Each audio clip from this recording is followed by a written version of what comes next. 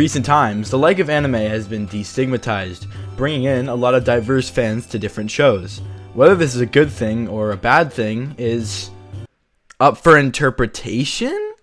I mean, it's been a lot harder to openly admit that you like anime with some of the vermin that run around these days. But what happens when you mix a terrible part of a fandom with a terrible platform?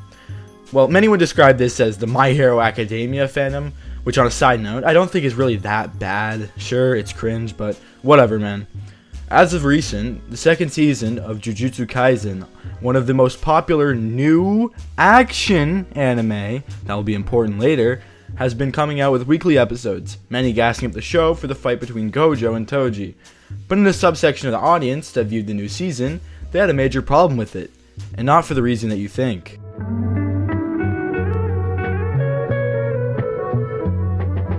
Twitter is a known platform for its deplorable posts, chronically online users, terrible bait tweets, and poor handling from its new owner. After the recent Jujutsu Kaisen season that is being animated by the well-known studio MAPPA released the first couple of episodes, enraged many of the chronically online Twitter audience over something so ridiculous, it's almost unbelievable. In the Jujutsu Kaisen audience, I like to split the spectrum into two sides with gray areas.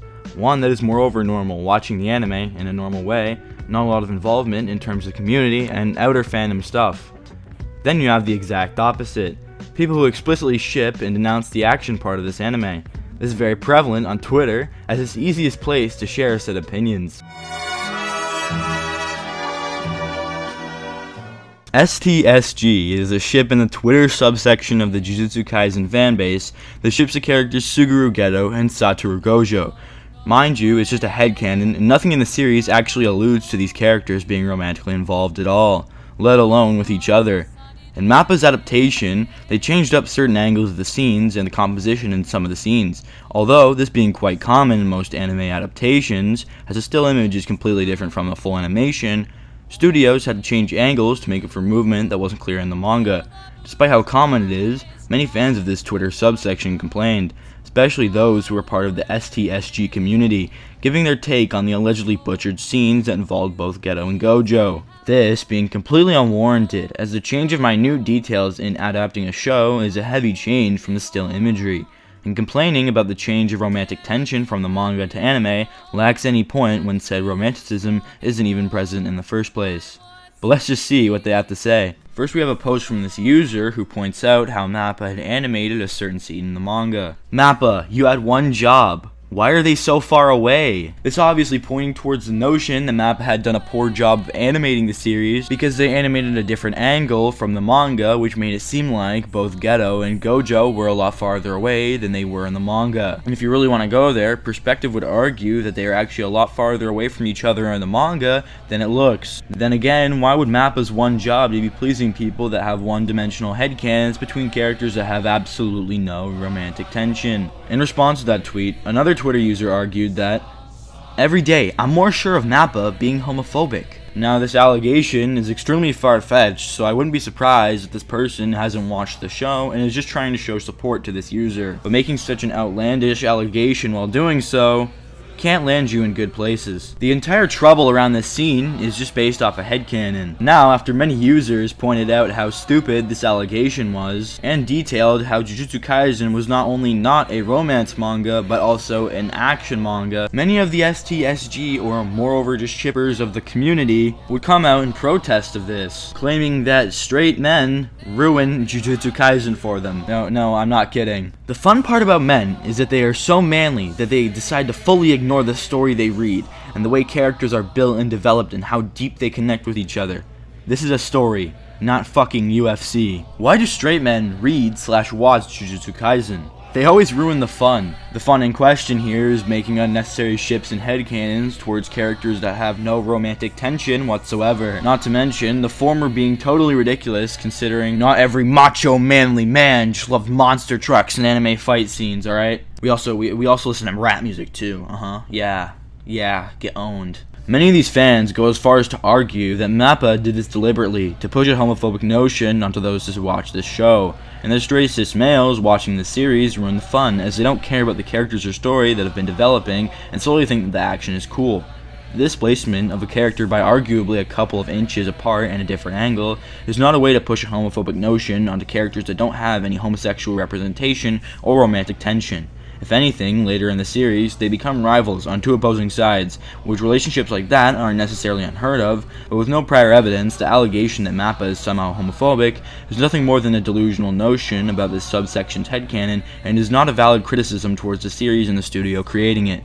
This steadily contrasts with essentially the rest of the fanbase, due to the fact that essentially the rest of the fanbase consists of somewhat rational human beings.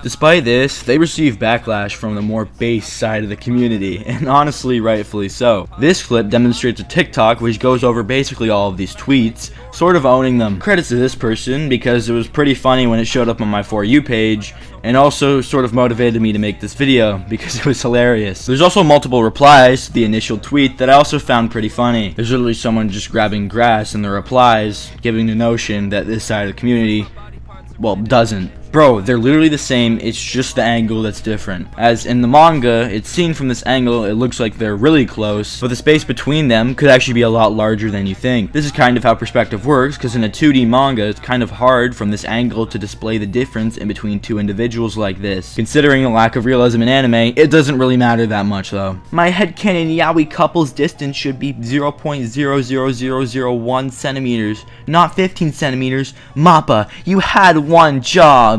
Or the reply that sums up the situation in the funniest light possible. Mappa employees logging onto Twitter to see people complaining about how their headcanon yaoi couple aren't close enough to each other in a millisecond long scene.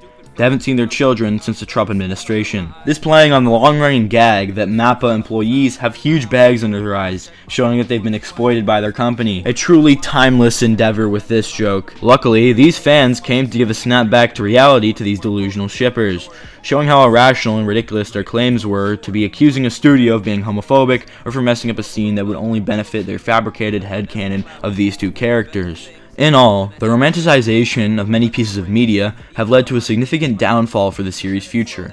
By romanticizing two characters that display zero romantic correlation or tension, it creates unwanted backlash and pressure, placing that onto the studio to change the scenes so it fits their delusional headcanon, or they are labeled as homophobic.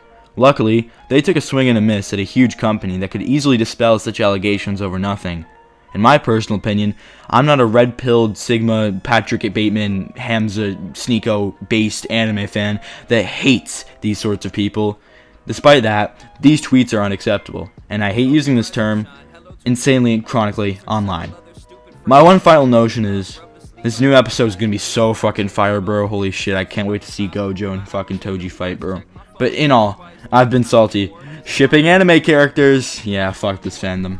Or a small excursion straight to a donut store where I'm holding an open door to convey that I'm spoken for, and it's great, it's a total score, a wonderful set of things that exist in my present bubble of love where the petals sing as they're blooming on every flower, moving to better things, engulfed in a heavy shower of rain that the weather brings. And even though my days might be presented slow, they pass before my eyes at higher rates than even engines go, and the cycle will repeat itself like history and Reddit posts, so what's the point in fighting? I'm staying up and letting go.